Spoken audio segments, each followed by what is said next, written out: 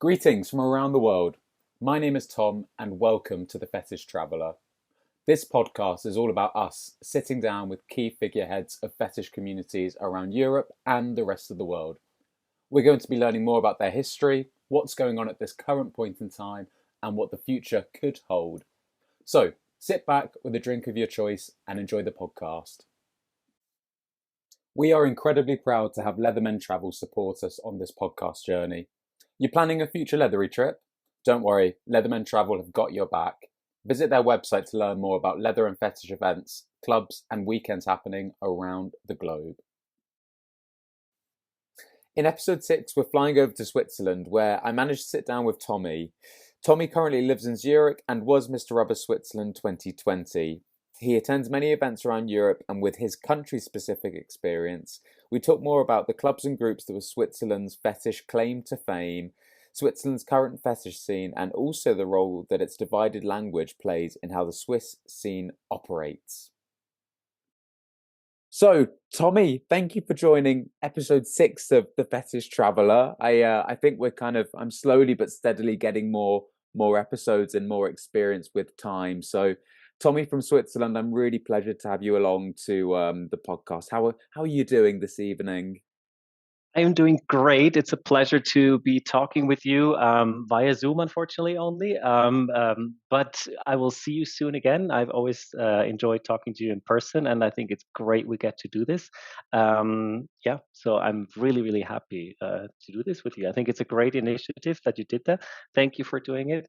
It takes a lot of work. It's a lot of dedication. It's a little project on the side, but people don't realize how much work goes into it. So thank you for all you're doing, first off. So, yeah. Oh, that's a nice way to find a way to my heart. I'm sure this It's always episode's going good to to be, charm the host, yeah, it's going to be the best episode now. Don't tell anybody else. But no, I always try and think when I get somebody on, thinking of the first time that we met, and I want to say that we firstly followed each other online on Instagram, like all of Yes. us did during or just after COVID, and maybe it must have been maybe Berlin, either Easter or Folsom, 2022, 2023, I want to say. You were in leather on that occasion, but most people know you to some extent on the rubber scene. Very true, very true. I do dabble in all fetishes though. So yeah, I was actually trying to remember as well.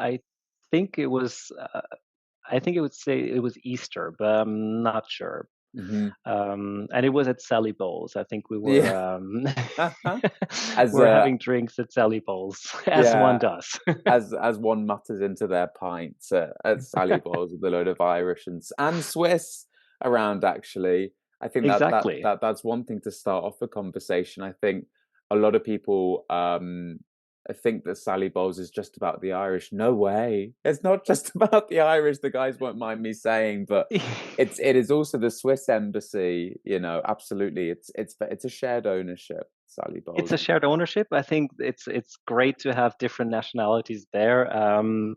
The Swiss being very diplomatic and being very neutral, we always leave room for others. So I think, and nobody even notices us there. So so it's no, but it's true. There's a history of the Swiss. The dinner that they have there of the the Leatherman of Switzerland. So yeah, there's a bit of a tradition there going as well. Wonderful. Well, speaking of history, then, because that's I think sometimes the best way to maybe kickstart the podcast. I don't know if many of the listeners would know what the history of Switzerland and the Swiss leather and fetish scene would look like really. But how's about we kickstart there, Tommy? Yeah. What's your kind of overall experience and knowledge of what the history of the scene looks like in Switzerland? It's always an open question. So So the question is not just geared at me because I'm older, right? It's not. no, of course not. I would Of never course do not. that. No, no, you would never. Um, I did have a bit of a look at the older history because it's actually quite interesting. Because Switzerland, as in many cases, is a bit of a special case. We're not part of the European Union. We joined the United Nations very late. We were one of the first countries in continental Europe to have same-sex homosexual acts decriminalized in 1942 during the war. Oh, wow. So that made Switzerland sort of like a little island, Mm. and a lot of people tried to flee to Switzerland. So in the 50s, it was actually a place of great. Well, yeah, a lot of people from Germany, from the surrounding countries, came to Zurich. There was one of the first openly gay bars that still existed, open in Zurich in continental Europe. So it was a very open and liberal society, to maybe to the surprise of many people now listening to it. Yeah, the listeners won't see my facial reactions, but it just shows a part of me that I thought I knew my gay and queer history quite well, but I'm very surprised at that in a good way. Yeah, there was a network of called the Circle. I don't know if you've heard of this. It used to be one of the first like homosexual networks, and they would send out little magazines and homoerotic arts and all over Europe, and you had to subscribe to that. It was a really clandestine operation, and for me, it was a bit personal because I actually knew one of the person who was part of that circle, who Wow. founded that circle when I was a little kid. So, yeah, it's an interesting part of Swiss queer history.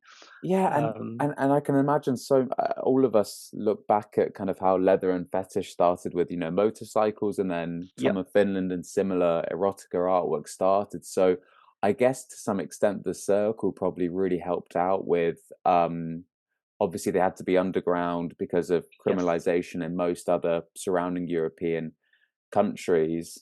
So I can imagine that the circle was quite important in terms of all the leather and fetish erotica, even in the 50s and 60s. At that point, it was very, very low key. It Yeah. was really not. It couldn't be open, as you said. It wasn't out in the open. It was not until the 70s when it actually when they started a group that it was called the Loge 70, which was one of the Hmm. founding clubs, or one of the first clubs in Europe to join the ECMC as well. Yeah. And it existed until I think 2013. Unfortunately, it was dissolved. But yeah, that's sort of like that led into that Loge 70, and the first they were at the forefront of that movement in Switzerland as well. Yeah, I was looking through prior to doing the Mr. Leather Europe competition, looking at some archive history of minute notes from the ECMC. It all started off with about 7 or 8 different clubs, including, Belgium, London, and Loja was absolutely Yep, on there. They came over to London 50 years exactly. ago. And They had the meeting, helped, discover the need for creating this confederation. So it's wonderful to see that. it's it's wonderful and also a bit sad because we'll get to that probably a bit later, because that at some point the organization ceased to exist. Mm, We're now lucky to have the Leatherman of Switzerland to have sort of like a taken over that torch, but um, I guess it's a bit of an example how fetish in Switzerland had been over the last 50 years. There was a time of real visibility during the AIDS pandemic. Of mm, course, they were at the forefront of helping. It was really, they were active, and then sort of like they became less visible and less noticeable and less, I wouldn't say important, but you just, I don't know, they somehow were pushed to the sides a bit, and that's very, very sad to see. mm. Why do you think that is or was? I think maybe it's, I don't know how it was in other countries, but if you're in a if you live in a country, obviously people have a image of Switzerland. We're very well off to do. You know, everything is safe. We have a stable government. It's nice and clean and everything. Mm, We don't really have that many issues. Even in the gay queer community, everything was very quiet. You don't really address issues. So I don't know, people were fine and maybe a bit mm, complacent. So there was not really this fight for this activism. It's not a Swiss thing. I That's just my my interpretation of what happened during the 80s and 90s, where people were just, it was fine. And so sort of like if you don't have to fight and don't have to be visible, you sort of lose, yeah, obviously visibility, and you mm. become less noticed. Does that mean then that there weren't, from what you know, looking back, do you know if many kind of pride marches therefore were popular? Very small as well. It was always the I don't know, the Swiss are known to be a bit well adjusted. You know, Mm, you don't stand out. Here, it's better if you are one of the group. And so demonstrations or strikes or anything, we don't really have a big history of that in our country. Everything is very peaceful, and you solve problems at a table. You talk about it, or and you let everybody do their own thing. So there's really not a need to fight publicly that much, which is a very special culture. I think it's not known to me in bigger countries. I don't know where that comes from, but to me, it's always what people find very odd when I say it. yeah, it's almost like you have to, whether it be cultures of different countries or specific areas, the need to kind of go on and explain yourself even more and showcase or justify more rationale or reasons to be here or do something, for example. And clearly, from a Swiss culture perspective, it's just something that isn't a byproduct, I guess. Yeah, yeah. But I mean, there were obviously we had pride marches, we had, but they're small, like everything in Mm, Switzerland. We don't have big cities. We're not a cultural centers. Obviously, it's also a bit of a specialty. We have four languages, so we have a mm, language barrier within our own country. Um, to go from the Western French speaking part to the Eastern German speaking or the Southern Italian speaking part, it's hard to form a union and to, there are also different mindsets. So I think this yeah. just kept people to themselves a little bit, but not in a bad way, but also not in a very forward thinking and not in a Mm. very, we're not at the forefront. People always joke about the Swiss being a bit slow, a bit late. It always takes us a bit Okay. longer. Very punctual, but a bit, we're not the fastest. And I think that has to do with that. We talk a lot. We try to find out good solutions. And I think that also applied to the gay, to the queer community, to the fetish community. They were sort of there, but yeah, I don't know. It's the necessity, the need to be so visible was never really there. And do you think that's why um Lodge or Loge. Lodge kind of broke down in around 2013? Was that the specific reason from what you know? Um, like with many parts, there were just maybe not enough people. You know how hard it is Mm, for a club. It's all voluntary work. You don't get paid for it. Um, I think it's mainly that yeah. people have a certain standard. Life is good. You know, do you really want to apply yourself to a cause that maybe is Mm, not, well, it doesn't seem as obvious that there's such a big need for it, because there was obviously, we had discrimination, we have all these issues, but they're just not as, I don't know, not as visible maybe as in other countries, or mm. not as harsh as in other countries, or you deal with them in different ways. I don't know, they somehow lost a bit track of. Yeah, and of course, if you also include on top of that the AIDS epidemic that kind of wiped out to some extent a whole generation, the trend seems to be of older historic leather and fetish clubs that were kind of wiped out in the 80s Yep, and even at the start of the 90s. It took complete years for them to either reform. The clubs that reformed are still going, but to your yep, point, many of them just dropped off, unfortunately, as a result. yep. And it's also because maybe there hasn't been such a big cause like the AIDS epidemic that really brought them together, that somehow they lost a bit of their purpose. I mean, they did Mm, organize the big Pentecost meeting. They yeah. used to do that. That was famous for all over Europe. They had great stuff going. It was just a shame that, I don't know. It's expensive. It takes time. Yeah, it's a bit of everything probably. But I think we notice it anyway. It's a trend that seemed to be Mm. going on with COVID as well. We had club safe spaces giving up business at some point. The Rage. I don't know if you've heard of the Rage, which was Yes, yeah, yeah, I've heard of it. Have you been there? No, no, no, no. Just kind of flicking through, looking at kind of online bits and pieces at events that had took place in the past. No, but I've heard of it. Yeah. We actually did the first experience Fetish weekend that Werner and I organized. That was shortly before the pandemic in 2020. We went to the Rage, and that was one of the last events that they did because afterwards, during the pandemic, then they closed. So And now next weekend hmm. when we have the Fetish weekend, this is in the tradition of that first experience Oh, weekend. this makes sense then. So, alongside Rage, were there over the course maybe the last decade or two, where what were there many leather and fetish bars around Switzerland, or are there now Um, even? no, unfortunately, that's probably the biggest issue that I would say we're facing right now. We're lacking these spaces. Hmm. Um, we lost Rage, which was a big focus point. We lost the Männerzone as well in Zurich, which was a bar. Also, they gave up after COVID. Mm. There are fetish-friendly bars in Basel and Bern, but no real safe spaces that you can go to, like, and there will always be a guy in leather, or that's just doesn't exist anymore. Hmm. Hmm. And and the Barfüßer, also the oldest gay bar that I mentioned in the beginning, that used to be a very fetish friendly place as well.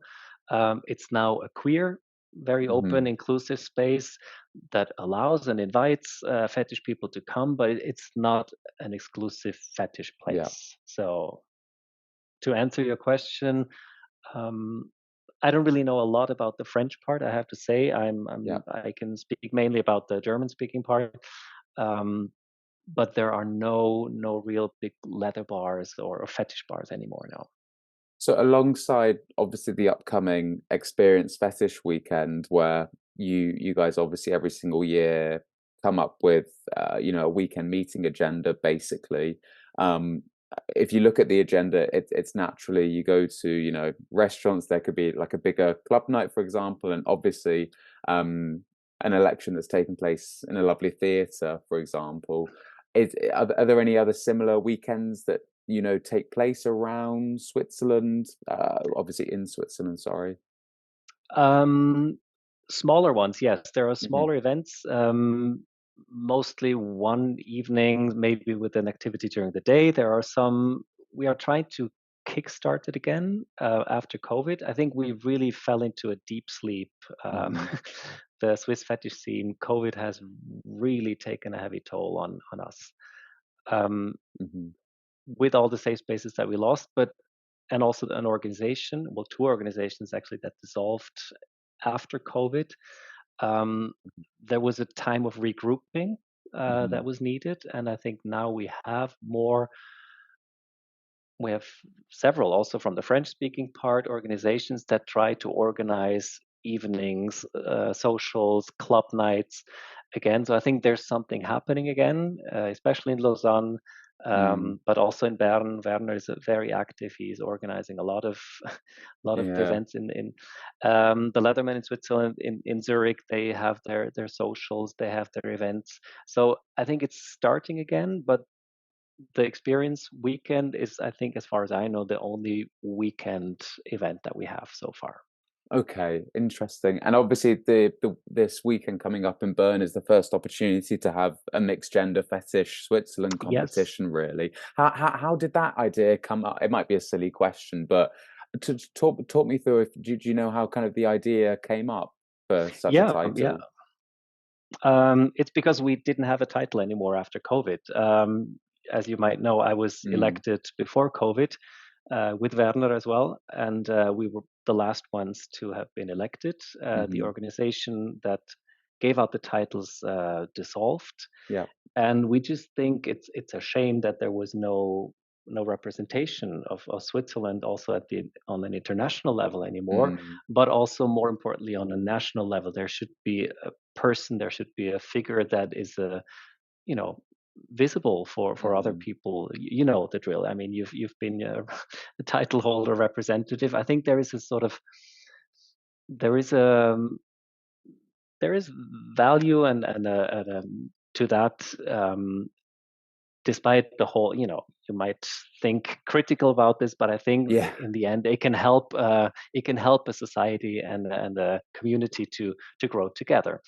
And so friends of ours, they had this idea to create a new title, and we thought it's the best idea to launch it now. We've been waiting for this. It's been 4 years in the making Mm. since we had the last election, and we wanted it to be a next step forward. It should be inclusive. Um, Unfortunately, right now the candidates I think are mostly gay. I think Mm. I'm not sure if there's any women Mm. participating, but I think you have to start, and it's a Yeah. sign that we're sending out. And who knows what will happen in the next few years? We're excited that it happens, and we just want to make it a bit more inclusive to cross the borders, the boundaries Yeah. between first languages. We're doing it in Bern, which is on sort of like on the border between the French Mm. speaking and the German speaking part. Yeah, just it's ground, it's building up from the ground again. It's basic work that you have to do. Absolutely. It's really exciting, not only thinking of kind of not only a Mr. title, but mixing it over to people who might be considered, female assigned or people who are in the gender fluid kind of spectrum. But equally, even if you take a step back from that to have a fetish title kind of says a lot because there clearly needs to be a good opportunity to recognize all fetishes. I think in some particular countries around Europe or where I've been to, really, a lot of the fetishes are segregated. So there does need to be a real. It's similar to what obviously you guys did, I'm sure, a fantastic job at representing the rubber community in Switzerland, the leather community. There was obviously a puppy title historically in Switzerland. This one obviously should probably, and I assume so, kind of encapsulate all of the fetishes. So I guess I can imagine it being quite a big responsibility for one country. Yeah, I mean, there was talk about should we go back into the categories or shall we go for this inclusive title? And I think it's good to start with the inclusive title. If there is a need, if a community feels the need to have a representative of their own, they can do that. It can be done again. I think we want to send out a sign that we are in Switzerland also not, we're here again. We're also Mm. inclusive. We're progressive, Yeah. if you want to call it like that. We want to take that step forward um, to to open up because we need that visibility again. We need that importance again because fetish has sort of become, you've heard about this discussion in the last few years. The fetish at Pride, etc., was in Mm. Germany. There was a big discussion. It happens here as well. We're not as welcome. We're tolerated. There's no official pushback, but obviously they prefer a very family-friendly entertainment on a Pride. So um, we hear a lot of feedback. Oh, well, we don't need to see that. We don't need. I'm like, yes, but you do have to see it because it happens. We exist, and Mm. we should be at Pride and we should be visible. Yeah, there's definitely a fine line between obviously showcasing what you wear and the things that you do, whether it be in the bedroom or not, really, but you don't actually have to showcase examples of you doing things in the bedroom by yourself or with the significant others. That there's that fine line. I think Yes, that's the conversation that I have with people. Be proud of what you wear in terms of and the fetish gear, the yes, accessories, everything in between to give maybe people a sign to showcase what yes. you're into. That doesn't mean to say that you're going to go ahead and do it on the street where the On the Pride street. March is. Absolutely no. That's definitely a hard no. Couldn't agree more. But it's also, I think it leads to a different question. People associate fetish so closely with sex all the time that Mm. that is also something that is very important to me. For I identify as demisexual, so fetish Mm. to me doesn't always have a sexual Mm. component. And a lot of comments that I hear or read are always like, well, as you said, I don't want to see you put a fist up somebody's Yeah. rear at Pride. I'm like, yeah, no, I'm wearing something because I like wearing that and not because of the sexual aspect of it. So Mm, I think there's a lot of messages and important messages that need to go out and the people need to be educated about. And that only happens by going outside and showing them and talking about it. hmm But almost in contradiction to what you said, kind of the pure nature and culture of, as far as I gather, most Swiss people, where they are quite, to your point, can be at times quite reserved and just kind of Yes. they kind of know their place. Basically, sometimes I guess it is naturally quite difficult to speak out, go a bit out of your comfort zone, and similar to what you're describing, have these either conversations with somebody on the street, online, with those higher above us, for example. I can imagine that could even be a more difficult task.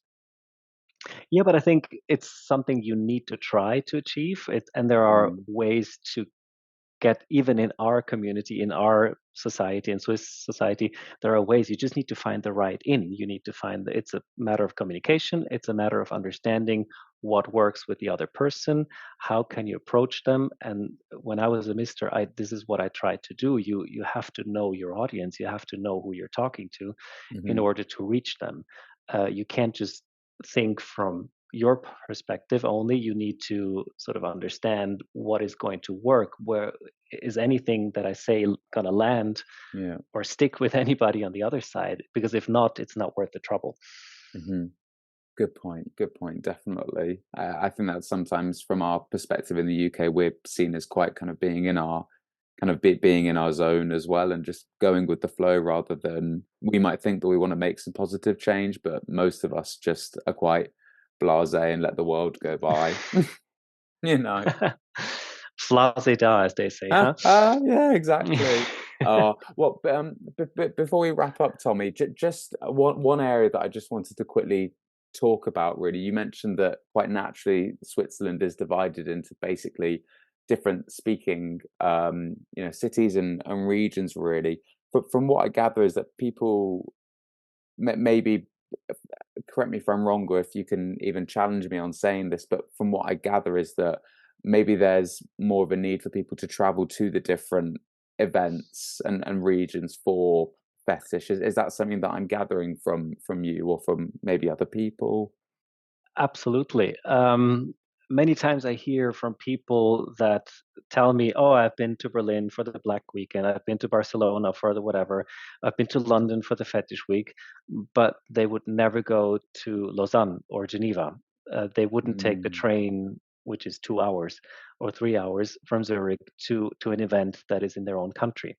Um, mm, so that to me always that strikes me as odd.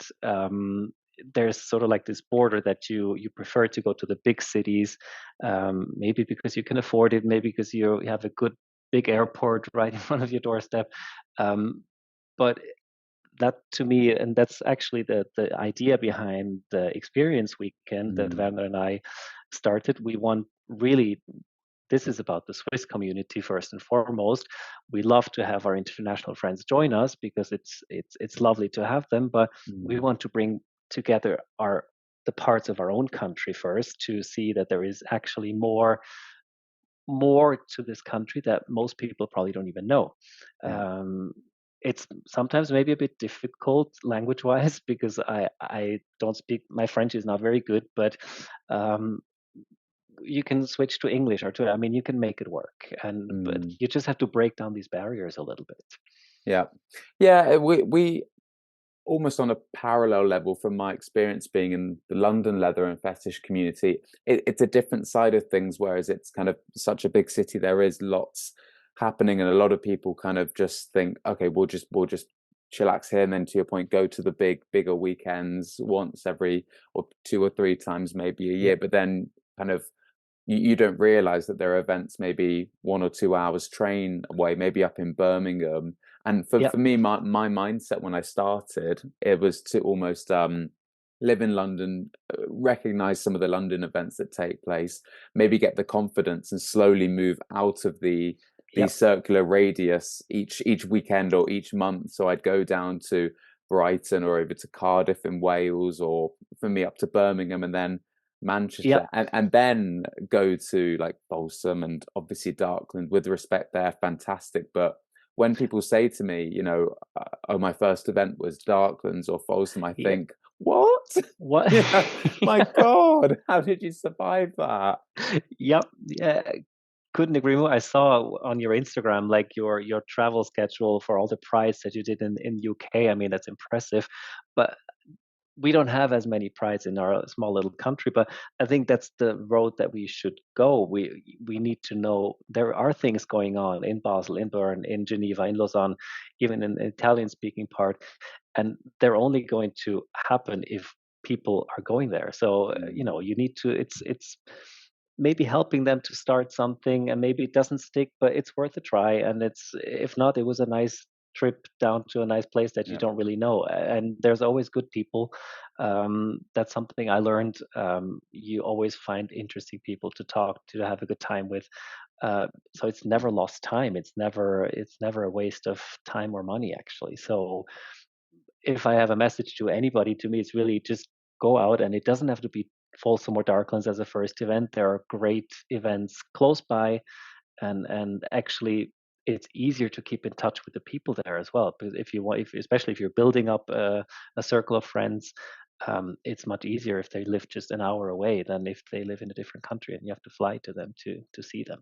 yeah, absolutely. I think that's a very, very good takeaway message. So for me, I don't know about the listeners who have tuned into this episode, but for me personally, I've really appreciated the history that you've educated us on, Tommy, about obviously Loja, but everything in between with the circle in particular and these particular fetish friendly spaces over the decades has been really quite interesting. And that, to your point, that key message that regardless of certain, whether it be language, political, cultural barriers, it's just having that confidence to get out there.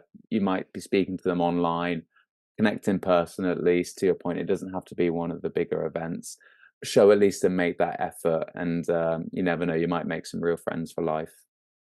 Exactly. I mean, don't. There's a disclaimer. Maybe some of the historical facts might be a year off here or there, but I think it's what I learned. It's what I learned about my community, and it's important to me. We should all learn a bit more about where we come from. Mm, It's important to know where you come from in order to know where you should go or could go, yeah, because some things were maybe even better or have been good in the past, and we need to try, to salvage some of these things or recreate them in a better way, in a new way. But it's some of the things have been done before, and we don't need to look too far for inspiration what we could do yeah, because it worked in the past. And um, and it's usually the simple things like coming together, creating safe spaces, um, being visible, being happy, because that's when people see that we're actually doing good. We're regular people. We're members of this mm. society, and we are here, and we are not going anywhere. And I think people should know that as well. Wow. Well, instead of being called Tommy from Zurich online, I think people should call you Tommy the Wise after that lovely, lovely few Again, an age sentences. joke. No, wiser then. Tommy, from one Tommy to another, honestly, that was really lovely, and I really appreciate your time jumping onto the podcast. I've really learned a lot, and I'm sure everybody else listening has. It's been my pleasure. Thank you so much. I can't wait to have you here in Switzerland so you can see our little country and the people living here. We're so excited that you're coming over, gracing us as Mr. Leather Europe. It's amazing. Thank you for what you're doing, letting us all participate in your travels, in your experiences. I think this is sharing our experiences is what makes this worthwhile. Is part of our job, part of our journey. You do it so effortlessly. You do it with a smile. It's always a joy to see you. So thank you for having me. It's been a pleasure. Oh, brilliant, Tommy. Bring it on. Thank you, and here's to a good weekend.